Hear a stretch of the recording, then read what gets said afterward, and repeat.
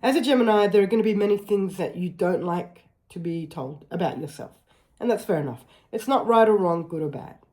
However, that being said, what's going to be incredibly valuable for you today is to recognize what are the things that I don't like to hear about myself that I've probably heard or that I'm currently hearing, but I don't want to hear it. I don't want to look at it. I don't want to hear it. That moment of honesty with yourself can save you a shitload of heartache and pain that you don't need to be going through, struggle or suffering that you don't need to be going through.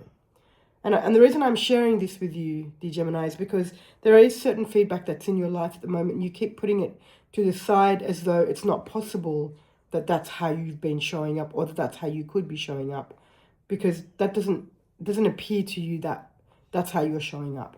Again, it's not right or wrong. It's just you being honest with yourself. What are the things that I don't like to hear? And maybe even as far as, why don't I like to hear that?